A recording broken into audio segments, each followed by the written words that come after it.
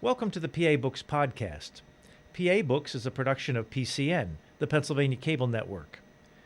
This program features interviews with authors of books on Pennsylvania people, history, sports, business, nature, and politics.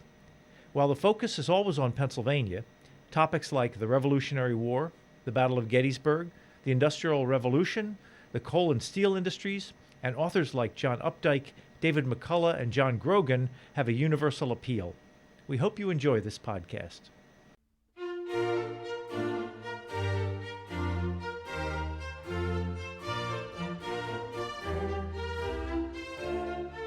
This week on PA Books, Kenneth Kobus, the author of City of Steel. Kenneth Kobus, author of City of Steel, How Pittsburgh Became the World's Steel-Making Capital During the Carnegie Era. Why'd you write the book? Well, because I thought it was important. I'm a Pittsburgher, born and bred, and worked in the steel industry all my life. And I'm a third-generation steel worker. My father's father, my father, and myself all worked for the same company, Jones and Laughlin Steel. My grandfather starting in 1906, and my mother's father also worked in the steel industry, starting for Carnegie Steel in 1906 also at Duquesne Works. So the whole family is involved in steel. I grew up on the south side if you talk at Pittsburghese. And so the mill was always close. I could always hear it, smell it. I knew about it. Besides my father, uncles and things, other people worked in the mill that I knew, so the mill was always there for me. Just typical to gravitate towards that.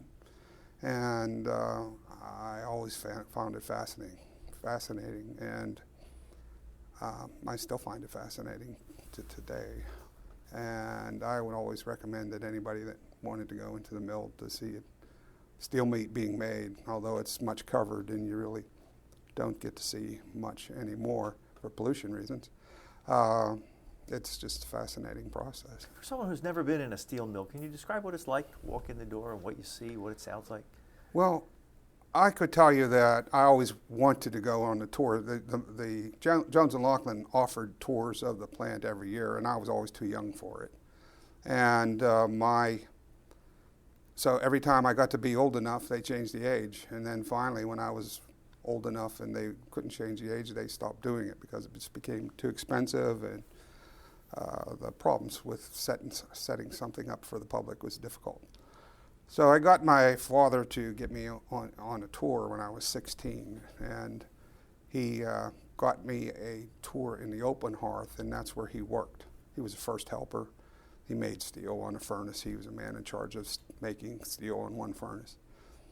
And when we got there, all this machinery was moving around, big, huge machines. They're moving ladles of iron, 40 tons, and the cranes are, the furnace is making steel with 350 tons at a time. And so all this huge equipment's moving around, and my father just walked straight through the plant like nothing was going on. I was afraid.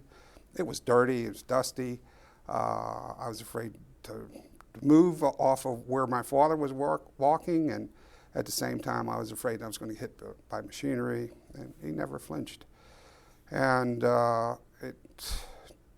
being in an open hearth is just, it's almost impossible to describe. When you open the door of a furnace and you're faced furnace, it does things to your body. Your skin feels like it's stretching. It feels like somebody's slapping you in the face constantly from the heat. If you're close enough, just a few feet away, your clothes will start to burn. I mean, that's how much heat is radiated from the furnace. And it's like a volcano in there when they have heat, and especially on something they called it on boil. It looks like an Edgerton photo. I don't know if you're familiar with Edgerton. He was a high-speed photographer and scientist, and he has these weird photographs of balls of milk dropping, and it looks like crowns. Well, it sort of looks like that inside the furnace, but only it's steel. And it's boiling and roiling, and it's just so hot and so dusty. And I have appreciation for men that work like that, because they get so sweaty so fast that sometimes the sweat runs into their shoes and they're walking around squishing. And you could pour sweat out of your shoes after doing a bunch of hard work. After you visited the steel mill at age 16 and saw that, what made you then want to go work there? First off, I didn't have an education, so I got into the mill when I was 18 years old. I started as a laborer. My father didn't even know I applied for a job. I got accepted, and so I just started working in the mill, in the easier part of the mill, in the strip mill. But eventually I transferred up into the coke plant, which is probably one of the dirtiest places to work, hard work. I got married when I was young, and had a family, and so I had to support a family. So soon, though, I became a supervisor, and then eventually I started to go to school at the University of Pittsburgh at night, which was difficult, and I got a degree in mechanical engineering. So I was working in supervisory ranks probably around from 1972 on. I started in 1966. And I just find the challenge fascinating. I like to solve problems. I like to be faced with problems. And get quite a gratification from doing that. And some people are compelled by money, and other people have other things that are rewards to them, and I sort of set myself up for that kind of thing. I like money, don't get me wrong, but figuring out how things worked, I think has helped me to do that book, because I can see the connections. And I had a boss, I don't know if I should, Jim Saunders is his name, and I mentioned him in the acknowledgments. He taught me a lot about, when I was a very, very young man, about how the mill works and inner plant workings and why you have to do things in a certain way and what the outcomes were. And it just made it interesting. And I built on that during my life, working different jobs to see these connections. And again, I think these connections helped me to write the book, because I also like to read a lot about the steel industry and the history of the steel industry. There are many good books out there, and I also started to read some very obtuse stuff too, and it started to become very obvious why Pittsburgh. I always wondered why was it Pittsburgh? Why not someplace else? And really, I believe that Pittsburgh should not have become the steel center of the world. It should have been a good steelmaking center, but not the most important steelmaking center of the world. And so I wondered about that. It was curious. And there was nothing written about it. And using my knowledge, from working in the mill and understanding and all the history that I was reading, I could start to see connections that made it sure. And so I tried to research that more and more, and it became more and more apparent. I knew the answer to the question 20 years ago. I was just still working 50 hours a week and didn't have time to sit down and write. Besides, I don't like to write. And I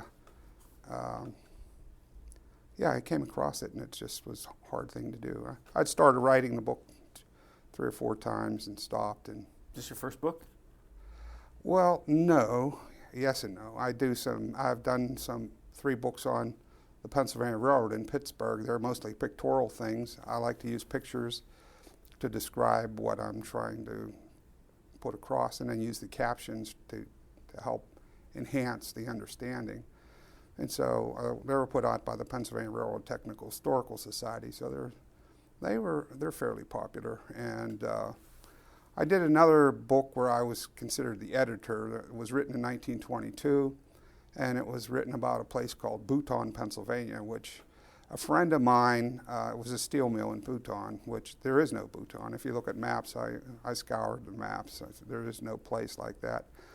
And I had a friend that was in the Railroad Society that was a steel worker for British Steel. And I shared the book with him. And he said, where is this place? And I said, well, I think I know, but I'm not sure. But he said, you need to find out where this is. And so I read the book about it half a dozen times and pulled all the clues out and decided it was the Aliquippa Works at Jones and Laughlin Steel.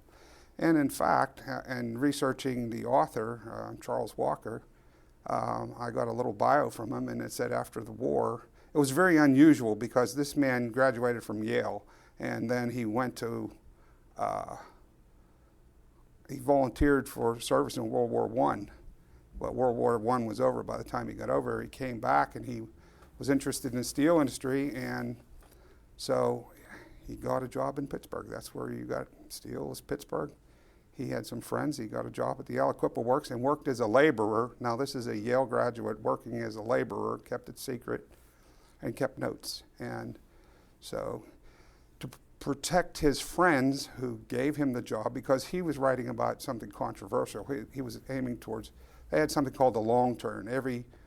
You worked 6 days a week, and so every other week, in 12 hours a day, you had to switch from the day turn to night turn, so you had to work 24 hours straight. And that was every other week you had to work this 24-hour shift. And a lot of people were against it. And they were trying to eliminate it, and he was against it. But by the time he published the book, it was already gone. But it was an interesting book nonetheless, because he talked about mundane things of jobs in the mill that he worked. Very difficult conditions, and so it was very exciting to be able to identify that. And the Iron and Steel Society originally published it, and now it's the Association of Iron and Steel Technology. So I've had experience doing that kind of thing. Did your grandfather ever talk about being a steel worker? Do you remember any of that? No, they didn't very much. For one, they both retired in '53, and I was only 5 years old.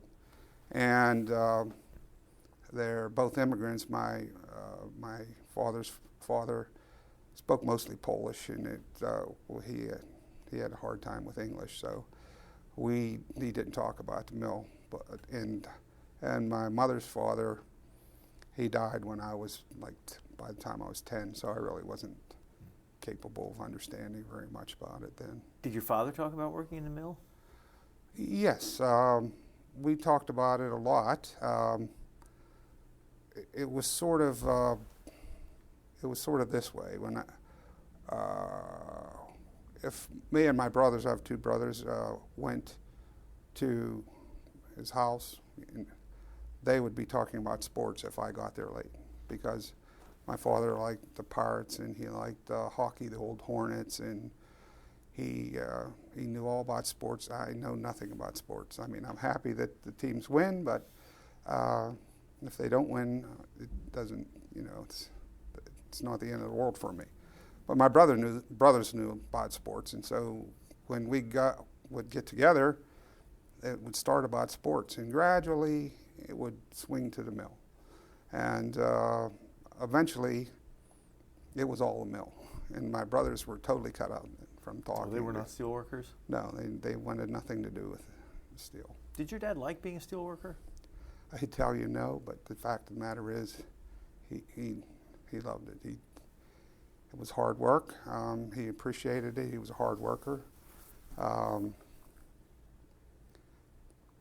Even at the end of his life, I've told the story many times that he had got throat cancer, and so they took his voice box out. He couldn't talk, metastasized. He had brain tumors, and so he was in a hospice, and he'd be laying in the bed, and he'd be doing these weird things. I mean, he'd be talking, doing stuff like this, and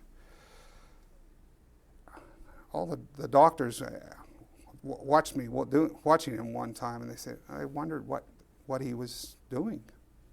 And I said, well, it's very simple. He's making steel. I could see him operating a furnace.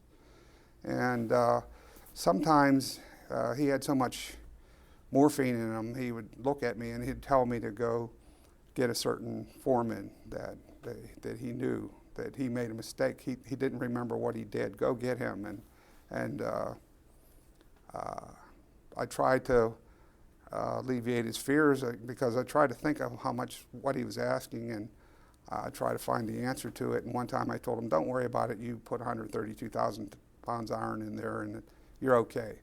And then he looked up at me and he said, he knew that I didn't work at the open hearth, so he knew that I wasn't there. And I had to say, "Well, look, there was a nurse over you." I said, "Do they have nurses in the mill?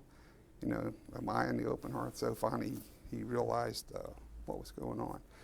Until the day he died, that's really what he did. So, I mean, he was mimicking making steel, so that was his primary.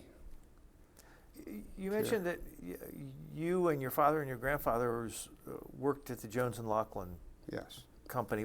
Did different steel companies have different personalities? Was there kind of a... Oh, yes, sure. Well, can you talk about that? Because for a while I worked for U.S. Steel. Jones and Laughlin was more like a family company. You know, it was just, there were 2 plants until they bought a 3rd one in Cleveland. And so it was very kind of family-oriented. They wanted, it almost seemed like they wanted families of people to be there. And that happened at U.S. Steel also, but, you know, so it seemed like there was a lot of nepotism there, and it was, you know, it served a purpose, and at the same time it was not good as well. But I just felt like I just knew so many people that also had children and, you know, or grandparents and fathers that worked there, that it was, a lot of it worked out that way. And I think that was a goal of the company. I think in Aliquippa, Jones and Laughlin would take care of things for the town of Aliquippa if they needed things, because they had the ability to do so.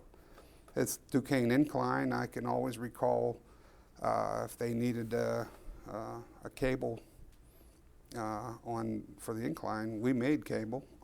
And frequently when they had to change the cable, it was our riggers that were on the incline changing. So they had a responsibility to the city, to the areas that they belonged in. And I think that was true of U.S. Steel and National Steel and Pittsburgh Steel. They all had sort of a family responsibility. And I think that did great for the city of Pittsburgh, because a lot of the things that we have here is because of a lot of these industries that made a lot of money, and they put it back into the city. And so we have things that other places only dream of having. A lot of people think that Carnegie put that museum up for his name or recognition, whatever, but he still put it there, and we still have it here, and it's one of the finest museums in the world because of this association with this. When you worked in the steel mill, did you know what the end product was that you were making? I mean, what did the final product look like when you were done with it? Well, I made coke, and coke was just used to make iron, and just coke looks like a bunch of gray rocks, and it was the fuel for the furnace, and it was also reductant, because when you make iron, people get this misconception that all you do is melt things, and it's actually a chemical reaction. The iron ore is iron oxide, and so you have to remove the oxygen to get iron, and the way to do that is use a reductant, which is carbon monoxide. And when you burn the fuel with the coke, it releases carbon monoxide, and you use that carbon monoxide to combine with oxygen in the ore, and it becomes carbon dioxide, and then you have free iron. And so it's not just melting a bunch of stuff. And so liquid iron is just lower temperature. It's shiny. When you see it coming out of the furnace, you see it. It's brilliant. It's hard to look on iron when it's coming out. Same with steel. So iron is used to make steel. Iron has too much carbon in it. it gets carbon in it as an alloy in the process of being in contact with coke. And so when you make iron, it has too much carbon, and maybe 3-4% carbon. And making steel has to be lower than 2%. Typically, I've heard that as a description, but it's usually lower than that. And with coke, can you talk about how you make coke, and how is it that you take coal and by heating it, you turn it into something that burns hotter? Well, there are a lot of impurities in coal. Coal looks like a rock, but if you heat coal, and you'll see it'll soften, and you'll get tars and oils and things off of it. So it has a lot of impurities that lowers the heating temperature because you're burning all these other things off. So when you make coke, what you do is you bake the coal in the absence of air, and actually you're distilling it. So you heat coal in the absence of air, you drive off all these volatile materials, and what's left is carbon. It's almost pure carbon, and so that has a higher burning temperature, and it has a higher strength to it. That later strength meant a lot, and that is one of the keys of why Pittsburgh became the steel center of the world, is because we have this Pittsburgh seam coal here, which was considered probably the most valuable single mineral resource in the United States of America. And there were billions of tons of it. And there was a very special section of it, and they called it the Connellsville District, around Connellsville and Uniontown, where this coal made especially good coke. I want to read you wrote, Connellsville coke, made from Pittsburgh seam coal in the Connellsville Basin, was a benchmark coke and probably the benchmark against which all other cokes in the world were measured. That's right. That's how good it was. And that was discovered right across the river from where we're doing this interview, at Clinton Furnace in Station Square. It's no longer there. It was torn down in the 1920s.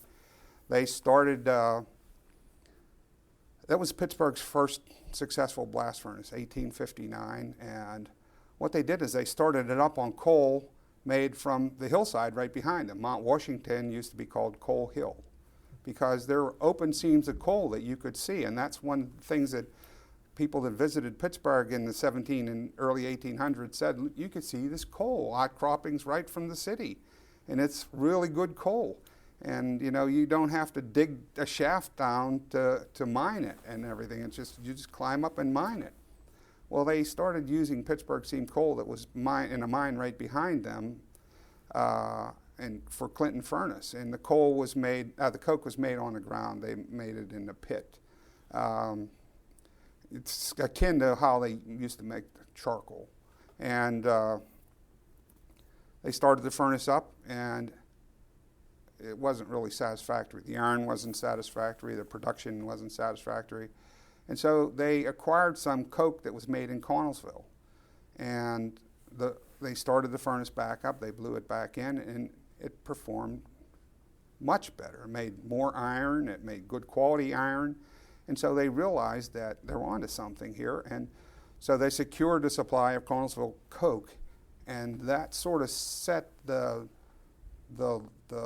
bar for what you should do. And other people started using Connellsville coke and saw that and realized that this was a much better product.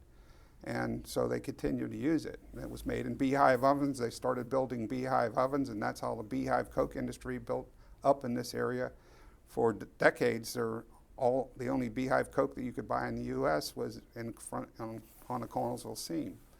And so that started this impetus to increased iron production. Furnaces started to increase in number. Jones and Laughlin built some in 1861, but in 1872, there were 2 furnaces built on the Allegheny River, which was really a big industrial valley, not the Mon. And so they put 2 furnaces in that now called Isabella Furnace, and they built one in Lawrenceville called Lucy Furnace. And it was Lucy Furnace was named for Lucy Carnegie, was Tom Carnegie's wife, Andy's brother. And shortly, these furnaces started battling each other for iron production. 50 tons a day was a good production rate. That was the best furnaces in the world could produce 50 tons a day. And these furnaces started out producing 50 tons a day. You say here a Lucy furnace. You have a photograph of Lucy furnace, 1873, and the first furnace in the world to produce 100 tons of iron in a single day, an unimaginable feat for the time. Right. In England, they didn't believe it. They wouldn't believe it. And that is part of what happened with this story, this movement from how Pittsburgh became the most important place in the world. 100 tons a day, an unimaginable feat. Isabella passed them with 1,000 tons in a week. Nobody would believe that these furnaces were doing this stuff. I mean, these furnaces were only a couple years old. And here are the wise people, the wise sages of England, who are the kings of iron making. They just would not, they refused to believe that this was being done. And it was because of Connellsville coke? Connellsville coke. They adopted at Lucy at least, they adopted a practice of somebody in Struthers, Ohio, was the amount of air you blow. It's kind of astounding. If you look at the amount of raw materials that you use in a furnace in a day, if iron ore has 50% iron, so to make a ton of iron, you have to use 2 tons of iron, and you're going to have to use flux, which is limestone, so you're going to maybe use a quarter of a ton or a half a ton, a quarter of a ton of flux or so, and you're going to use a ton and a half at that time of coke. But the single highest natural resource that you use to make iron in both volume and in tonnage is air. So you would use about 4 tons of air to do this. And so you had to have big blowing equipment, and you had to have good heating equipment for the air. And so what this fellow did in Struthers, Ohio, is he started controlling the amount of air used based on the revolutions, the turns of the wheel, or the blow engines that they had. And what that says is that he controlled the flow of air. At that time, they were controlling air on the pressure in the furnace. So if they had so much pressure to make iron, you put in air by pressure. Well, if you think about it, if you have a constant flow of raw material, you should need a constant flow of air. And so counting the revolutions was a revolution. And that's what happened, and Carnegie realized that. And they adopted that, and they got away from pressure. He also hired a chemist. He had to get use many different sources for raw materials, particularly iron ore. And since he was one of the late furnaces in the area, a lot of that stuff the good quality stuff was already committed for. Where did it come from? Where did the iron ore come from? Well, it could come from Lake Superior. There's a lot of sources in Pennsylvania. Usually in charcoal furnaces, the furnace was built where the iron ore was. And then you used the trees to make charcoal, and you made iron ore.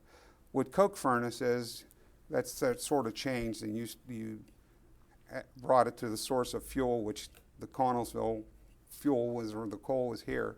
And so it's easier to move the iron ore to bring the iron ore to the coke, yes, because coke is fragile. And so a lot of the stuff was in Pennsylvania, but there was also Michigan and Superior ore, Missouri ore. That you bring it on a barge or on the rail or on a boat on the lakes. There was a lot of Pennsylvania ore. I mean, the Cornwall furnaces had huge ore reserves in that area. So, but what he discovered when they hired a chemist, because they had so many different things, is that what people were saying was good stuff was bad, and what was bad stuff was the best. And they actually, in terms of ore, the quality of it, the amount of iron in it. And so you have to, furnaces are very temperamental, blast furnaces. And so if you put good stuff in, you could throw in, I always told guys that I knew that worked on the blast furnace, you could tell somebody at the blast furnace to make iron out of dirt, as long as you just gave them the same dirt.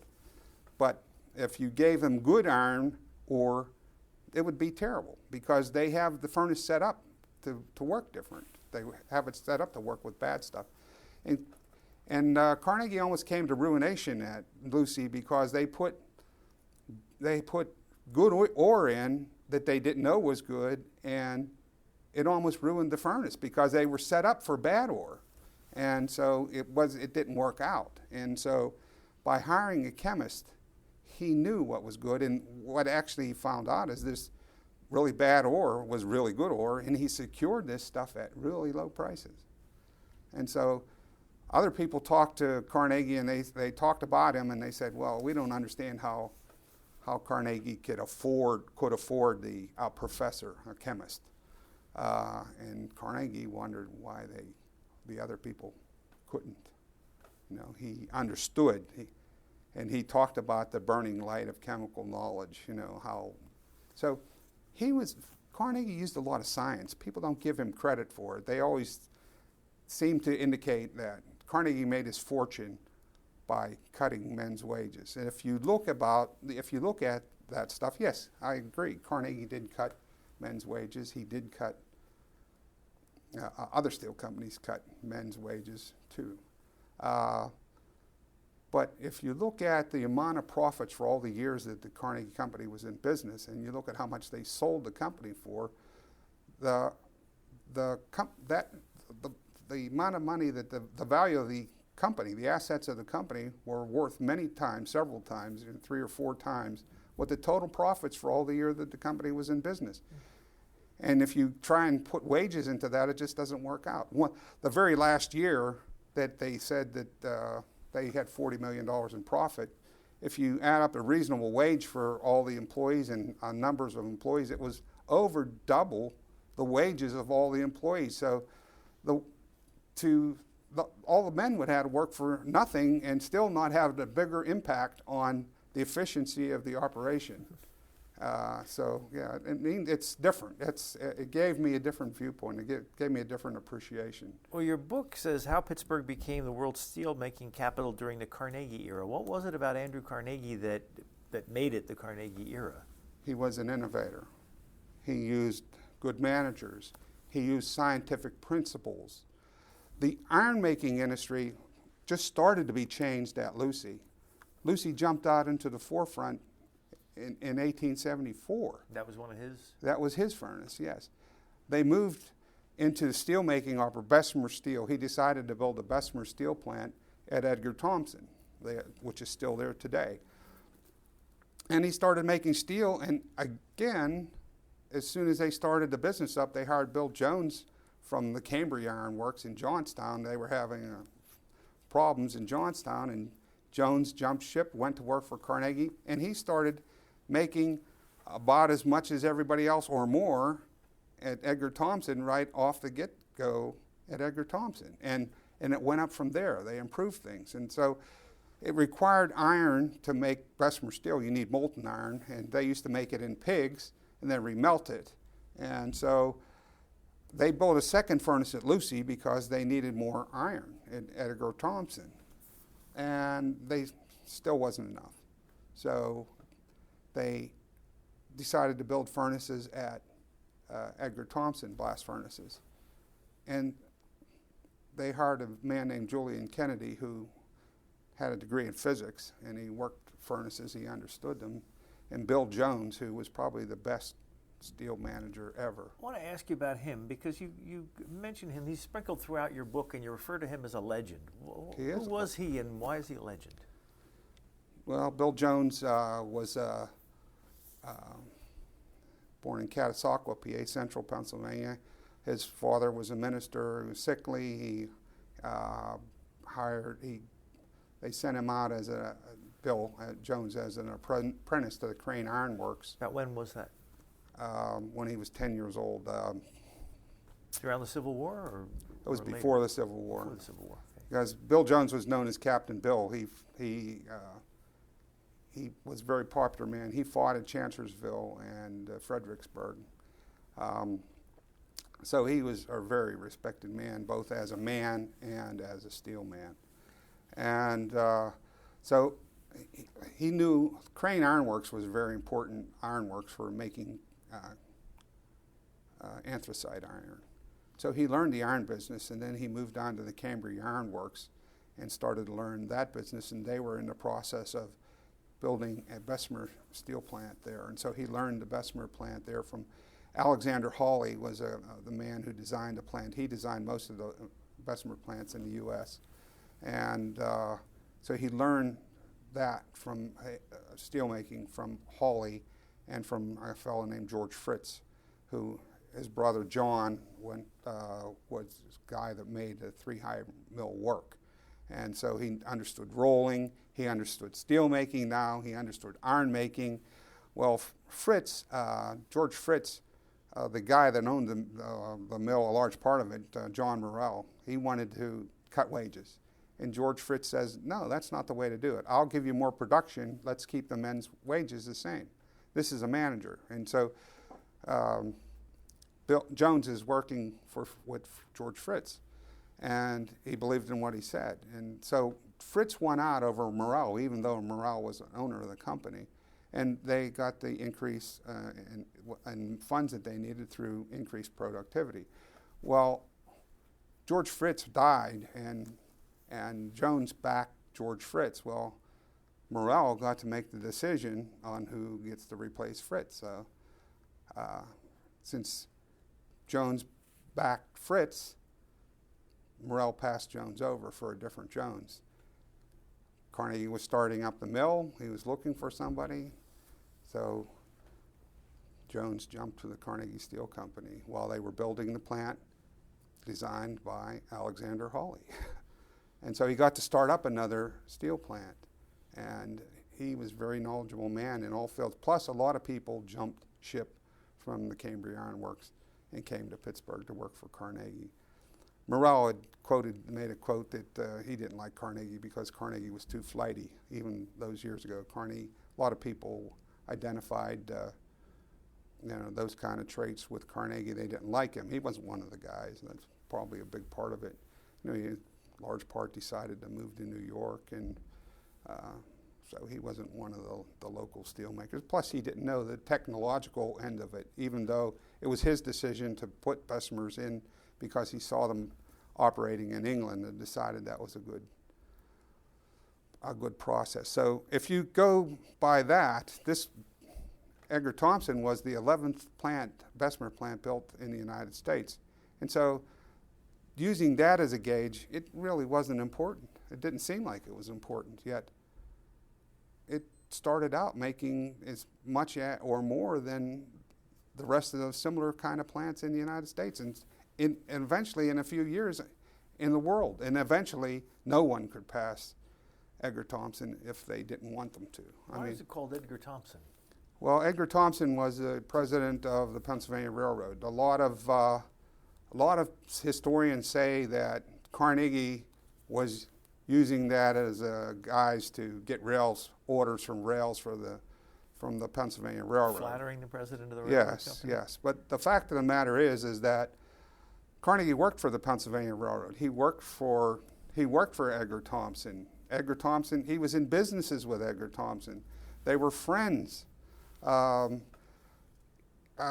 have a copy of a letter from Edgar Thomson to Carnegie when Carnegie asked him to if he could name the plant after him, and he said, "Name it as you wish, but I don't have any money to give you," because apparently Carnegie was asking him to join the business, and he couldn't afford to do it because there was a financial depression at the time. Did the steel companies and the railroads consider themselves partners or kind of? No, they kind of be independent. In Harrisburg, the plant in Steelton was actually started more or less under the Edgar Thomson is the one that sort of started it because the railroads needed rails, and the only place you could get steel rails other than crucible steel rails was in England. And so they were starting the steel industry, but the Pennsylvania Railroad was having enough trouble of its own starting their business up. They were, they were well along. They started in 1846, but then this was in the 1860s, but so they've been in operation for a while. But still, the railroads were just learning their ways back then. And although they wanted the product from Steelton, they didn't want to have the problems of operating a steel plant, which was a technical problem, feat in and of itself.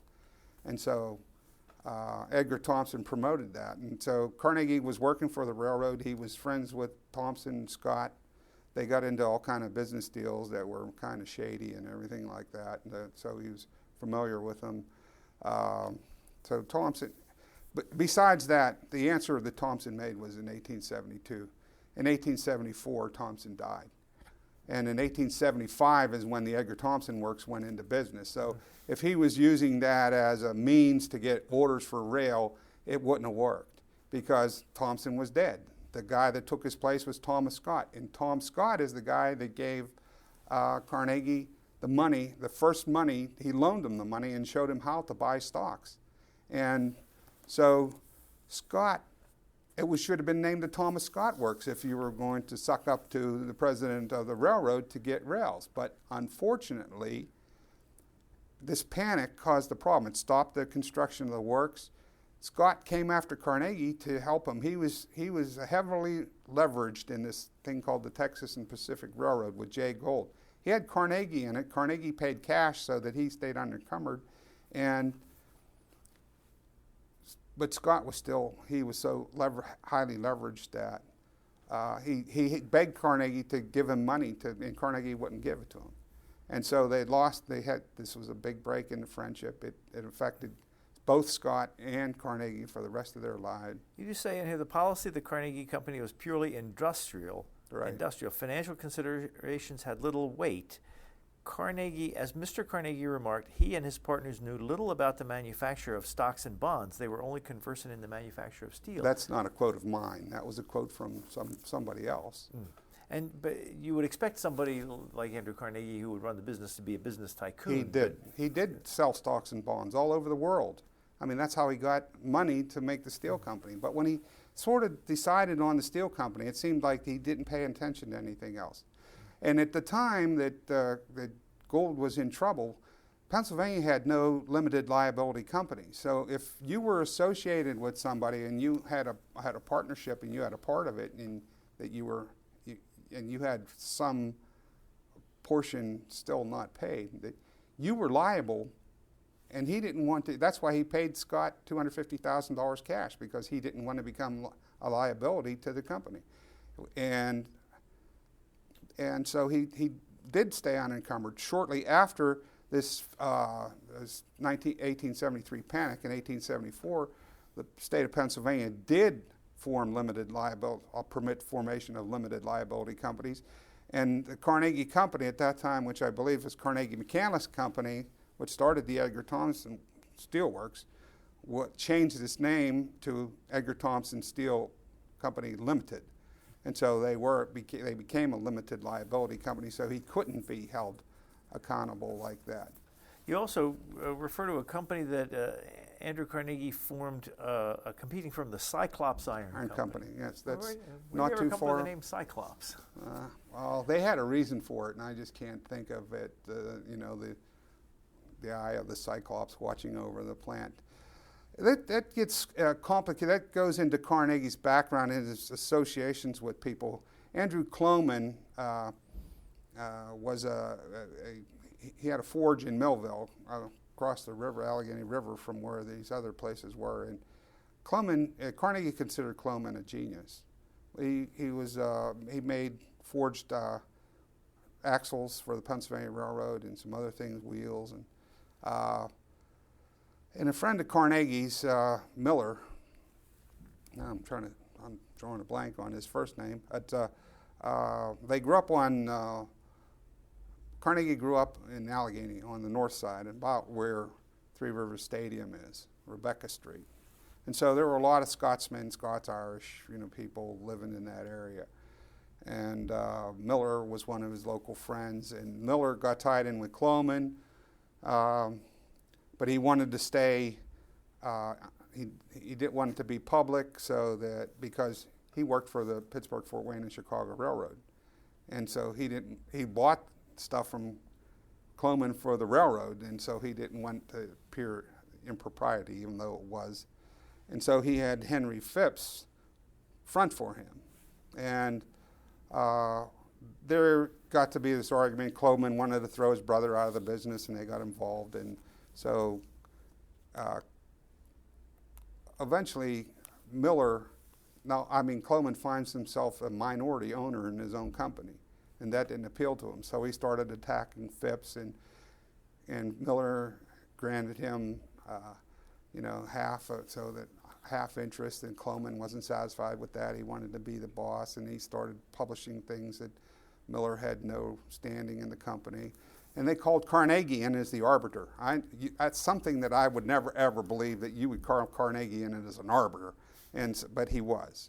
But he found that ultimately Miller had nothing to do with operating the company. Phipps and Cloman did, and Phipps and Cloman had demanded that upon reinstatement of this company, that they put in a clause that any of the partners could be thrown out after 6 months' notice for any reason. And since they couldn't get work with Miller couldn't work with Phipps, Miller was ejected. They made the Cyclops Iron Company, a competing firm.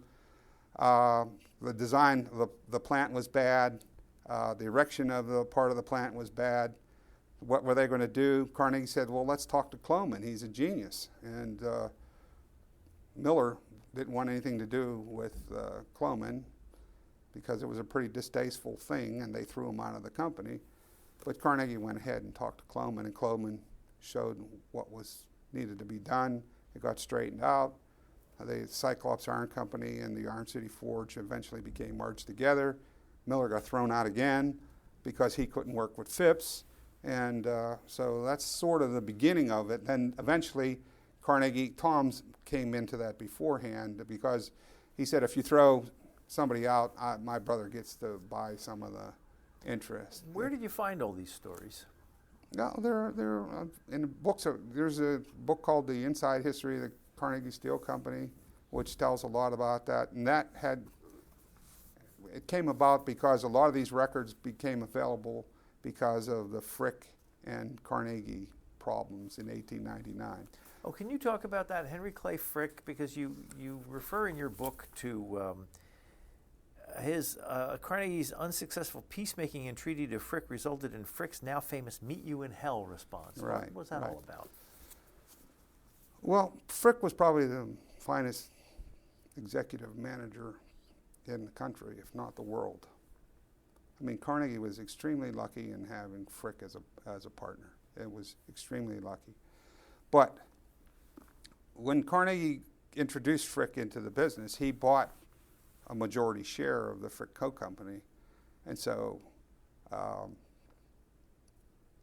the two men seemed to hold this place in their heart for each company. Frick for Coke making. I mean, he made the Coke business, so he felt for it, even though he was a minority owner in his own company. And Carnegie for steel. And they made this agreement on what the price of Coke would be to the Carnegie Steel Company, long term, right? 3-4 years, something, whatever the price was, I don't remember.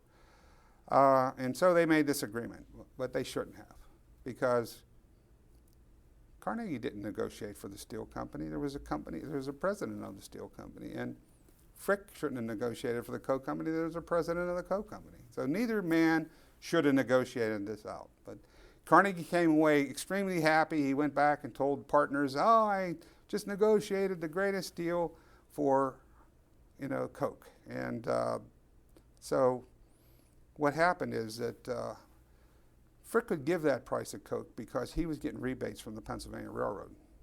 And the new president of the Pennsylvania Railroad came in and said, "We're not giving anybody rebates. We don't care how big of a customer they are or not." And so he couldn't absorb all of the cost of freight. That was that was the price of Coke delivered. He couldn't absorb the price of freight. He did it for a while, and then he started jacking the price up. Well, when Carnegie found out that this happened, he became livid. I mean, he must have said some the way I get it, and I don't know if this is true, I think Frick threatened to beat Carnegie up. I mean, that's the way the things sound like. Well, Frick, Carnegie left. They had something called the Ironclad Agreement, and if you get, you could throw a partner out by the Ironclad Agreement. It wasn't meant to be that originally, but if you got a majority of the shareholders and a majority of the shares, you could vote somebody out of the business. Now, the reason why this was started was because of Henry Phipps. In case Carnegie died, and Carnegie almost did die in 1886. His brother died, his mother died, and when his mother died, he was near death in Crescent at the same time. And so the idea was, since Carnegie owned more than 50% of the company, that if he died, the company would go out of business because they wouldn't be able to afford to get enough money to purchase his share of the stock. And so they had the company capitalized at $25 million. If Carnegie died, they could buy him out over years of time at a certain rate, and that was the whole idea behind this. But things changed. They thought that they could buy out old young partners that they gave a tiny, tiny share for doing good work. They'd throw them out by the Ironclad Agreement. And the company was capitalized at $25 million, but it was worth a lot more. So when Carnegie and Frick had this to do, it had to do with other things. The 1892 Homestead Strike, Carnegie lost a lot of stature in the world, and ego was a big thing with Carnegie. Money was important, but ego seemed to be more. And so he sort of blamed that on Frick and not himself. Even though he didn't say that, he backed Frick, he blamed Frick. Frick sort of convinced him, Carnegie, to sell out to the company in 1899, and he provided some of the money to the people. But Carnegie wouldn't sell to these certain people. This guy bet $1 million Gates and more, and he said he wouldn't sell out to them. But Frick secretly gave them money up front, and Carnegie found out about it, and he didn't like that. And so this Coke thing came to an issue, and they both flipped off, and they threw Frick out of the company. Well, the capitalized value of the company, I think Frick had 6% shares. The capitalized value of the company was $25 million. But they were going to sell to the Gates brothers for about $250 million. So, and when they did sell the company to Morgan in 1901, it was for about $480 million. So think of how much money Carnegie was shafting Frick for. I mean, so Frick took Carnegie Company to court. And so eventually, around, when they were getting old at the end of their lives, Carnegie said, maybe we could bury the hatchet. He sent this note over to Frick. Maybe we could forget about old times or do something about it. And that's when Frick sent his, I'll meet you in hell, because that's where we're both going response. You talked about the Homestead Strike briefly. You just mentioned that. How were labor relations and how were employees treated in the mills during this era, the late 1800s? See, Homestead's kind of a special thing. It's difficult to talk about without getting into a bunch of details that would take a while to explain. But conditions were poor for a lot of men. I mean, there were a lot of people being killed in blast furnace accidents at the top. They'd blow furnace tops off, or men would be gassed, men would be severely burned. Jones died in a mill accident that way too. A furnace wall blew out and it blew him off the cast house floor into the pit. There was a guy, Andrew Carnegie. Most people only describe him as a Hungarian. The iron started rushing out of the furnace. They said that he was almost totally cremated, only maybe his head and his upper part of his torso, his arm. And a third guy was killed. So fatal mill accidents were not unusual. They were very common. And you had to send men into heat where it was difficult to stand. And that is part of what a lot of this moving forward with the Carnegie Steel Company came. They eliminated a lot of those jobs. They were too difficult. They mechanized them. They were so hard to work. Like when they used to cast pig, they had these men called pig bed men who would have to break the pig up and then tote it and throw it into a railroad car or pile it up so that it could be remelted to use in a Bessemer converter. And a fellow from Bethlehem Iron said that about pig bed men, gorilla men are what we need. Just lift a tote pig and nothing else. You didn't need any brains. They just needed, and see, with Carnegie, they worked around this. They developed there was ways around that. And they would use science, and they would use understanding, and they would use money and he'd reinvest money in to put machinery in, to put equipment that would get people out of harm's way. Not to get them out of harm's way, I don't believe, but to eliminate a bottleneck in the system, to increase productivity. And so if you see this overwhelming change, when things were bad, everything's the same. They had rail pools and things like that where you distribute the amount of sales among different companies according to their position, their pecking order. But there came times when all of a sudden there was a surge of order for rails, and there was a surge of order for beams. And Carnegie could produce that at a lower cost than anybody. And so he made tremendous profits on these items because he had the ability to outproduce and take a bigger share and then make a higher profit because he was a low-cost producer. We only have about 2 minutes left.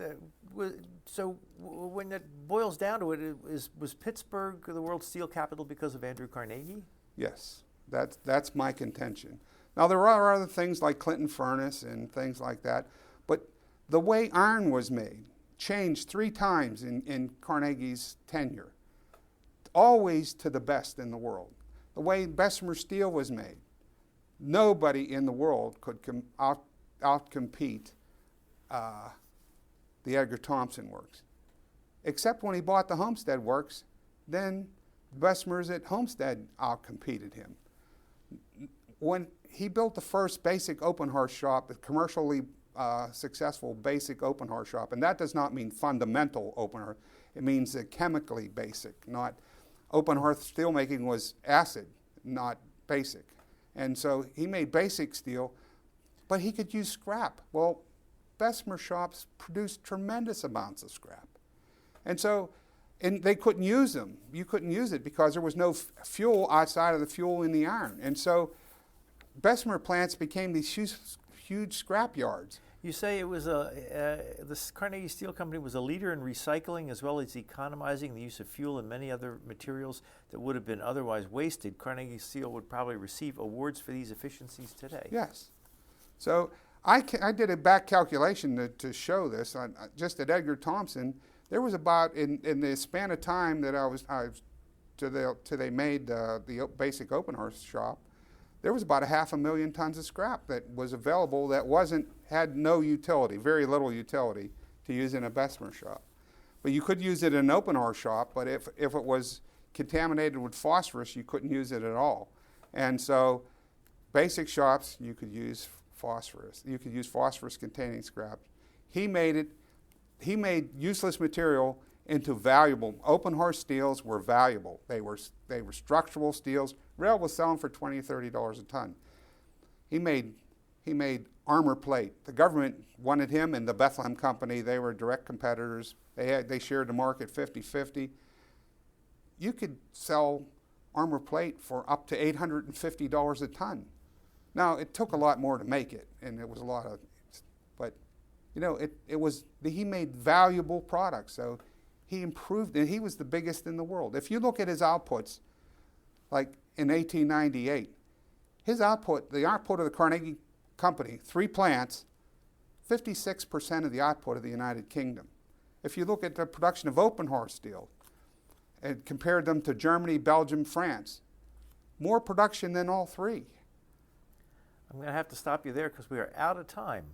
I want to thank you for your time. We've been with Kenneth Kobus. He is the author of this book, City of Steel, How Pittsburgh Became the World's Steel-Making Capital During the Carnegie Era. Thank you. You're welcome. Happy to do it. You've been listening to a podcast of PA Books, a production of PCN, the Pennsylvania Cable Network. We'd like to hear from you. Our email address is pabooks@pcntv.com. Like us on Facebook to learn more about PA Books.